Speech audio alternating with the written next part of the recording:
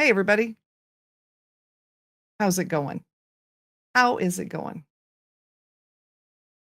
Welcome to the fun that is live streaming. Let me tell you something. Sometimes, it says two live streams. That is so interesting. That's fine. Okay. Now, that's okay because we're getting started. I have got someone so exciting. She is so exciting. She's so exciting that when our power went out today, my husband went and got gas and hooked the generator up to the house so the studio could still run because the show is going to go on. And if that means that we start 13 minutes late, which is an ironic number, we do. Her name is Victoria Burke. And if you know anyone who has ever been assaulted, which you do, because the number is a crazy number, like 1 in 3 for women and 1 in 7 for men, then what she has done is going to make a difference to you or that person that you know. She has created the Speak Your Truth Act that is becoming a law across the country like a wave. And I'm going to bring her in here and she's going to tell us about it. And let me tell you something, you're going to want to get behind this. This is the most important interview that I've had because what she's doing is that important. So I'm going to bring her up. Victoria, welcome to the show. Thank you so much. I love being here with you. Glad that you are here. So, Victoria, I don't know how much of your story you tell in public because we didn't talk about that. So, do you want to tell us how you decided that the Speak Your Truth Act needed to happen? Well, for me, it was based upon a personal experience that happened to me, which is no different than happens to a lot of other people. But for me, I just one moment was out to dinner with a male acquaintance. And the next minute I know I'm waking up in the emergency room. I'm coming out of a severe coma. I don't know how I got there. My last memory was being at the lovely restaurant. So I did not expect to end up in the emergency room. And from what I have, figured out is I believe the person I was dining with that he had actually drugged my drink. And I found out later from paramedics that they had discovered me with my top undone and they had reported it as potential sexual assault and likely drugging. I did quote unquote everything you're supposed to do. The checklist, they always say, well, did you do this? Did you timely report? Did you go to the proper authorities? Did you do all the I did, check, check, check. But unfortunately for me, uh, things don't always work out, even if you go through the proper channels. What happened was the police ended up losing my blood, which meant that they were not able to send it out to a lab for additional testing to see what exactly was in my system. And they also lost the video evidence of where he held me at a parking lot for over an hour. With these two pieces of evidence not there, it was prosecution was nearly impossible, though I was pushing for it very hard. And I remember telling one of my friends from law school what happened to me and, how as frustrated I was. And she said, like, oh, be careful. Don't use his name. Don't use any identifiers. Don't do that. And I said, why not? And she said, if you do that, he could sue you for defamation. I'm like, well, wait a minute. I also went to the same law school. As I understand, defamation, you're protected if you're speaking your opinion or the truth. So it's either my opinion, he drugged my drink, or it's true that he drugged my drink. So I should be protected. And she said, please look at what happened in the wave of like after the Me Too people came forward. There were all these litigations of for defamation lawsuits, and she's a defamation attorney, let me clarify too. So she had seen on the front lines that the press didn't cover. The press covered this magical moment of all these people outing their predators and serial predators and what a great moment this was. What they didn't show is like a lot of lawsuits were coming forward where if you did name the person, because like when people were encouraged to come forward at Me Too, they weren't told they opened themselves up this Pandora's box of potentially being sued for defamation. And so I like literally went through, was like researching. I'm like, oh, this is crazy. I can't talk about it. And I thought, then if he can still control, that's practically a gag over my mouth. Then to me, the initial attack had not ended. Like if he has that much control over me and what I can say, I'm still in the middle of the attack. So I thought, what can I do? I have a background as an attorney. I'm also an adjunct law professor, but I also, for the American Bar Association, used to do committee work where I drafted legislation on behalf of the American Bar Association. So I thought, well, what if I just change the law? What if I just fix it? Like, what if I just, make it better for everybody? Because I knew I wasn't going to be silent. And so I want to make it so nobody had to be silent. And that's basically what I did. I went to work for about a year and a half doing research on cases, statutes, examples.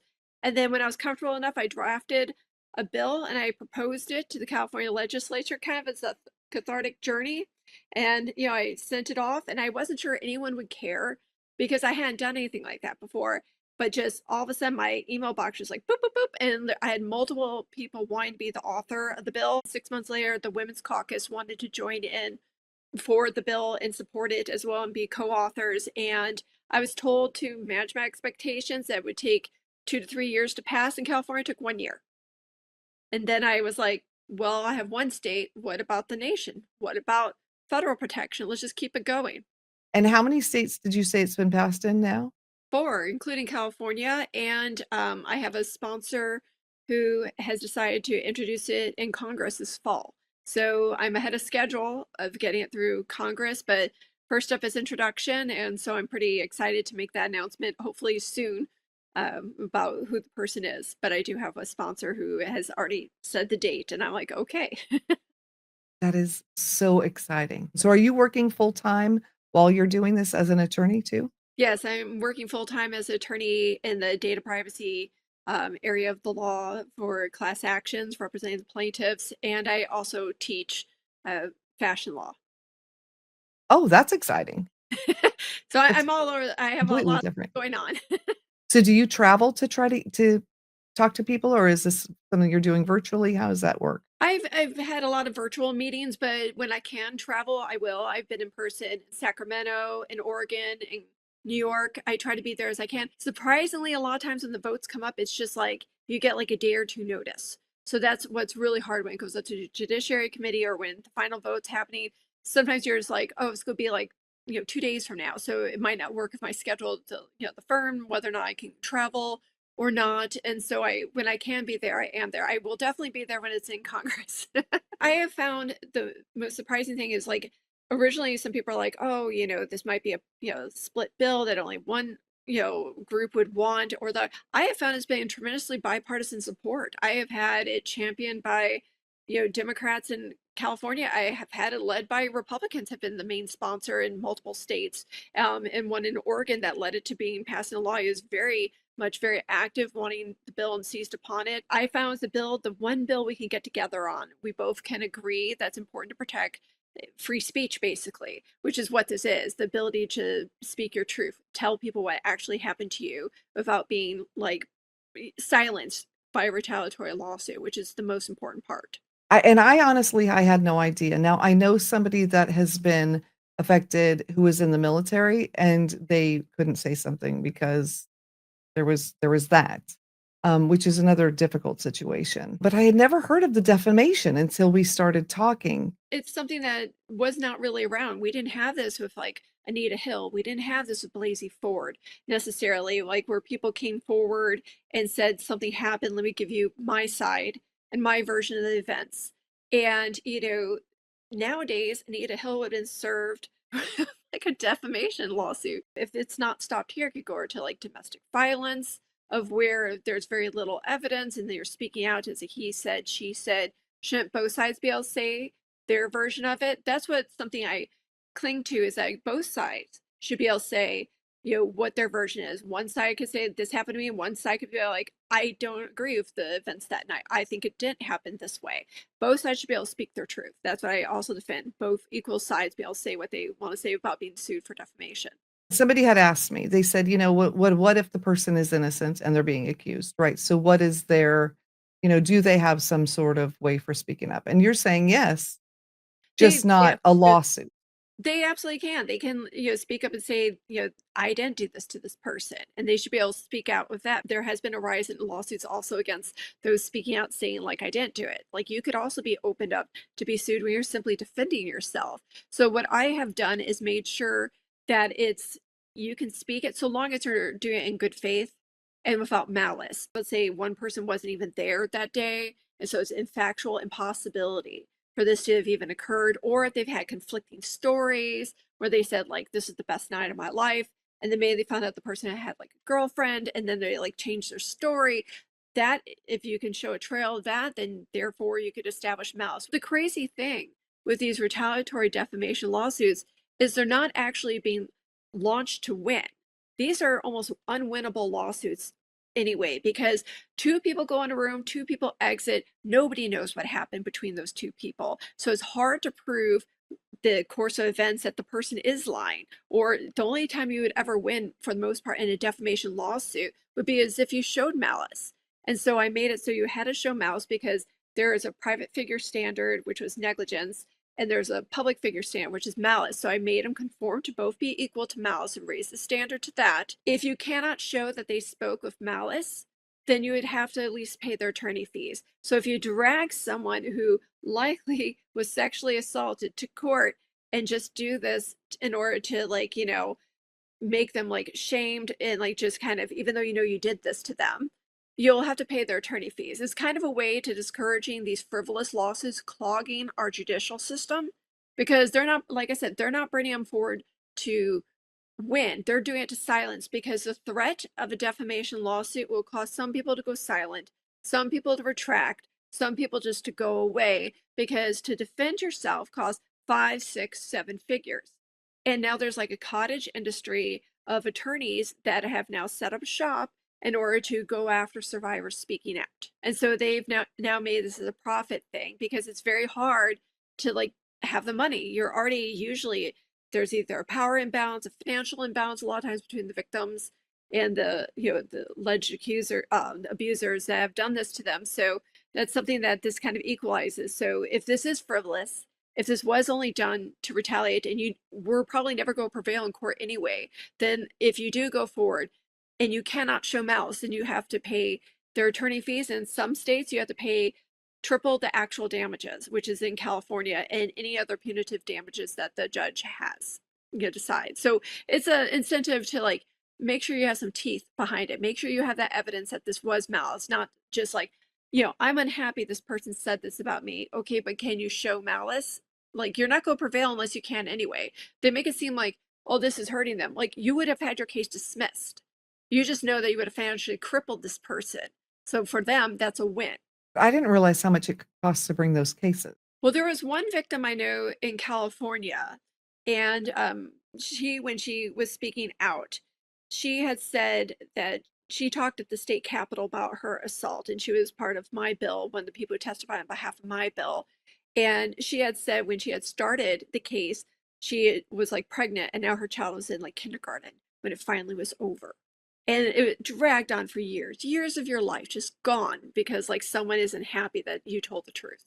Well, and the thing is too, is that then you have to remember that and you have to keep talking about it, and so you're reliving it over and over too. And It that's never the thing, you just are continually victimized. you're gagged, and so they still have control over what you say, or you're constantly reliving it. And so they keep you whatever way, they still have that control over you. That's what it's all about, is control. Some people love that. I think people think that it's a sexual thing, but it's absolutely not. No, it's been shown in studies that it's about control.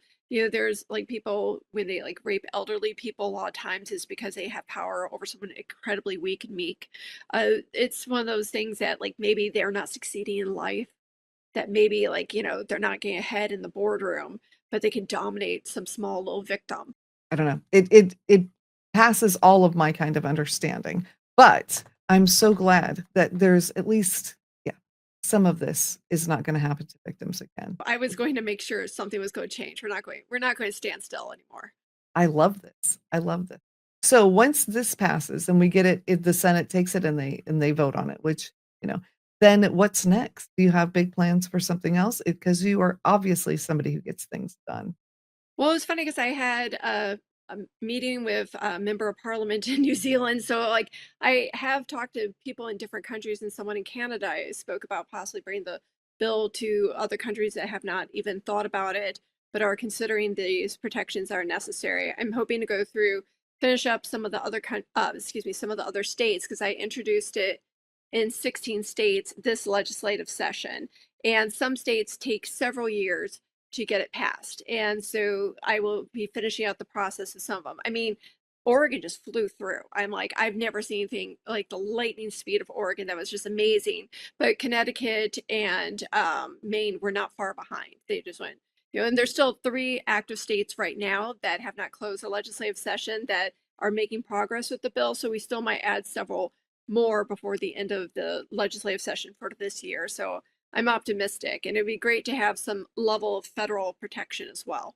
Does going through this make you revisit what happened, or is it giving you more of that feeling of power and success, For or is me it both? personally, when I speak about it, I'm very almost like disassociated from my own experience because I've talked about it so much that it doesn't even feel like it happened to me. I feel like I'm telling someone else's story. Sometimes when I'm testifying before different judiciary committee hearings, I will get a catch in my throat and I'll have to take a pause. And because I'm like, I can almost feel myself crying, but I'm like, I just powered through it. But it's very rare because usually I keep myself removed because I just think of the purpose at the end of the day of how important. I mean, for me, the person who did this to me, I had warned a common institution that we share that this person was a predator, and they didn't heed it, and he went on to sexually harass two other people and is now banned from that shared institution that we have. I had always had a worse fear that I wasn't victim one and I wasn't going to be the last victim, and that my fears came true. Like, they won't stop. So the only way you can make them stop is at least shedding the light on them, and so that people will know that this person is a problem. So he's not in the same institution at all. He is doing another No. job at this point. Exactly. So it's something that I had concerns about, and it happened. It's sad when you It don't is. believe a survivor, and then unfortunately the other people had a lot more proof, and they were able to establish it, because they had, and he put it in writing what he wanted to do to them. So it kind Oh, well, that right. helps. It was like he literally dotted the i's and crossed the t's. Like, if you didn't believe what happened to me, well, here's someone. He actually wrote out exactly what he was going to do to them. So, and I'm sure he's probably out there doing it today, for all I know. Did he ever spend time in jail or No, nope. I haven't even heard back from the detectives on where the case is. They never notified me if it closed or what. Just at one point, after a year and a half, they just stopped communicating. They literally did not pursue it. I did all my own investigation for the most part. Like, they still, a year and a half later, had not interviewed the bartender at the bar, which is crazy because they're like, "Oh, we are going to do it." I'm like, well, this late in time, why would the person at the bar, who for them it was a random night, and they wouldn't remember anything. Do you remember that time in that December 2019? right? Why would you remember that? So I went out and got multiple different witnesses and did everything I could in order to move the case forward, because they don't have an interest in this. They, for some reason, they don't. I remember being at the police station for a meeting with the detectives because I had said, I don't think you're taking this seriously. And so what they did is bring like four detectives to me. They are taking it seriously. And I remember one detective said to me, like, well, do you know if if your friend was married or not? I'm like, I literally don't know. I hadn't seen this person like 10 years. I don't know. And he was like, so you potentially went out with a married man? I'm like, what? You could see how the mindset was already there. I knew it was going to be an uphill battle. Yeah, and I know a few years ago there was a big thing because there was rape kits everywhere. Nobody was sending them in. They were doing the thing, which is traumatizing, to collect what you need to collect, and then no one was sending them in. It's so many different places they are falling through the cracks. And like, that's why I said justice comes in many forms. It might not be a prosecution, it might be a changed law. There are other ways that you might be able to get justice. Like, I feel like, although I didn't get a prosecution, probably never will, I feel fulfilled that this bill is in place now. So I found, relief in that way, that like, okay, it's not the same, but then again, it's what I had. So we have somebody in the chat asking if you will go to Kenya and bring it to Kenya. I know her and she is in law school here in the States. And she's saying, I'm from a tribe and it's difficult to speak freely. It's a lot more difficult than here in the States, which, yeah, because that's a completely different system. It And could be, so that would be really. Interesting. Yes, I mean, like it starts small though. This is how it starts. I mean, people didn't realize this law was necessary until it's proposed. And a lot of times people are just getting used to, people being able to speak out. It wasn't long ago that women couldn't have their own credit card. It had to be, their husbands. And so I'm like, for us to talk like we're so like much ahead of other countries, like, hey, like women couldn't own property or have bank accounts not too long ago. I remember my mom being so happy having her own like bank account after the divorce. And I never quite comprehended what that meant to her. But when I realized you couldn't have it, that makes sense. So, for a place maybe like Kenya where you are not able to have your voice often, or you're not allowed to have it, small laws and small changes will come along and change it. Like, it starts as a snowball. It starts with one person saying, we're going to stop here. This is the line in the sand. The scary thing is like we're fighting for rights that were already there. We already had the right to speak out, and then someone came along and started suing for defamation. So we're not even fighting for new rights. We're just trying to fight just to maintain the most basic bare essential. Like, can I at least say something bad happened to me? I'm not okay with it. I mean, that's all we're asking is to be able to say and speak out like something happened, I'm not okay with it and I would like you to know. And, it's a First Amendment issue as well. It should be protected. Absolutely. And the people that say, well, that's just going to lead to more people falsely accusing. I really, does that happen? Sometimes, yes. But with Oh, your, the stats are so low on that. They're between, I believe, 2 to 10%. 10% could also include those that decide not to go forward, not that their claim was false, but that they just wanted to drop the charges because they didn't want to deal with it when they went to the police. Like it might have been too much for them. I mean, you can name on your hand those who are falsely accused, but can you name on your hand those who weren't? I mean, no, there's so many more that were true. You only hear about the ones that were like, oh, there's like, I can name it. Oh, if you can name them, then there's not that many. Like, I can't name all the women who have been sexually assaulted. Like, for example, there, let's start there. If you can name every single woman that's been sexually assaulted, good for you. But you could probably pull up how many people have been falsely accused. Well, there is a difference because the rate of like reporting is so low that, that's more of an issue that public interest should be encouraging people to come forward because we found with the Harvey Weinstein thing, one person came forward, then another. And a lot of times when it was hashtag Me Too, it turned out multiple people had the same serial predator and they didn't know it. And then that person is finally exposed. And that was a benefit to society. I mean, I'm not going out for drinks with Bill Cosby. No. yeah, which would have sounded great. And, there's a lot of people that would have sounded great to spend time with.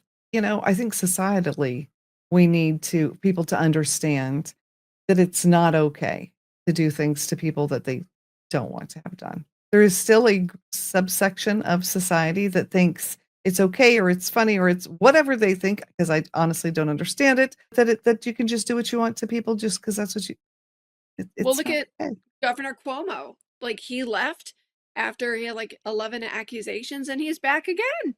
He's like, I wish I hadn't resigned. It's like, but you said you were sorry.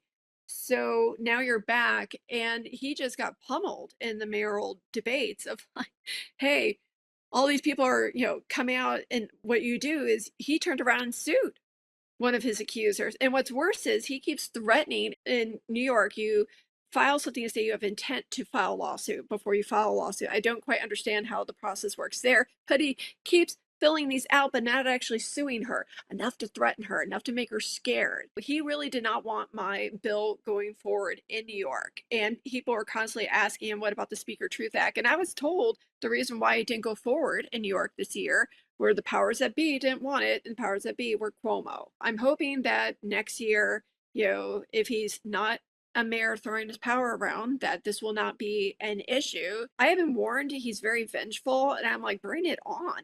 Like, pull up. I'm like, I'm not fearing this person whatsoever. This bill is more important than him. Like, it had nothing to do with him. The bill was already in progress, so it wasn't targeting him. He just happened to be suing one of the people who made allegations against him, for defamation. So he kind of put himself right in the middle. This bill had already been introduced in New York in 2023. It's just one that takes several years to go through, and this is going to be our year. So, I'll be back again. I don't know what causes someone to have that level of audacity, but it should definitely be studied.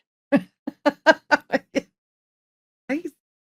That's just that's just wild. So do you have to reintroduce it again? Yes, Or is it reintroduced. Yes, it gets reintroduced, every time it's been, brought forward every year, and that's just how the process works with multiple states. Like, some states literally take several times to introduce it. I was just surprised with California when they said manage your expectations, it'll take 2 to 3 years, like, which they mean 2 to 3 times. You only have a small window to get support.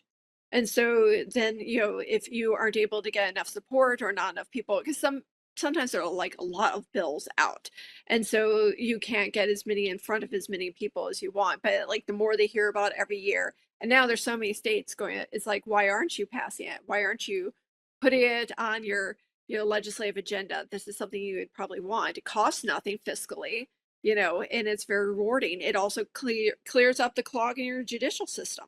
just a win-win-win, It except is. for a small group of people? I mean, the people who have issue with it, I'm like, interesting, okay, good to know. Like, you're saying a lot about yourself. Because really, what is the other downside? They want to bring these lawsuits forward to silence, intimidate, and the same people who love to be in control, the same people who love power. I mean, anyone who has honestly been falsely accused, my heart goes out to them too. Like I said, my bill is meant to protect them as well, speaking out for them to be able to defend themselves, without being sued, because they don't see it. You could be sued for defamation for defending yourself. It's just that most victims don't have the same amount of money as those who are accused have usually more money. But if you start seeing more people with more money, they could start turning around suing. And how do you prove that someone didn't do it? It's very hard. It's again, so the same standard of malice would come into play there. So you've got everybody protected That was my hope. who's legitimately needing protected. Yes, I that's why I said you honestly have nothing to fear. This is the same standard that would have been in place. It's just conforming the laws so that they have the same protection all the way around, clearing up the loopholes in the anti-SLAPP legislation that already exists, that they had to find the public interest to include sexual harassment, sexual assault. Back in the old days, that was just between a husband and wife. We didn't talk about those things, behind closed doors. That's why it's considered a private matter. It's very odd. Let's say you're walking through the park and a mugger punches you in the face. That's a public matter, but if he ends up like sexually assaulting you, it's possibly private matter now. So it's very odd, the way the laws are. You have to make sure they're brought up to date. And they're not brought up to date with how people talk. When they said, you could speak out in like a setting such as like a legislative setting, a police, report, all this stuff, they still think of the town square. Like they're setting up as if we're going to go out to a formal town square and this is where everything's done. No, the town square is now on social media. It's now telling your best friend over coffee. It's telling like, the HR at work, hey, something's going on, I need to tell you. There was a case in Oregon, one of the people who testified was a teenager, and she had mentioned it on Snapchat that this boy had sexually assaulted her. And his family went on to sue her. And then, so her family was having their home insurance company defend them. The home insurance company decided to sue them as well. So they were having, for putting them in that position, to have to defend them. So they were having to deal with two lawsuits, but she prevailed. She prevailed and won against his defamation, and she is very excited about the law in Oregon being passed. She was very, vocal, and was a proud, person testifying about it. She was very strong, but she should not have had to go through that as a teenager. This is not only should she have just spent the time healing, but she had to relive it and relive it and relive it. It's just terrible. But hearing her story, I'm like, how do I testify after that? Because I'm almost sobbing. Because it was so powerful listening to her, but she was so brave.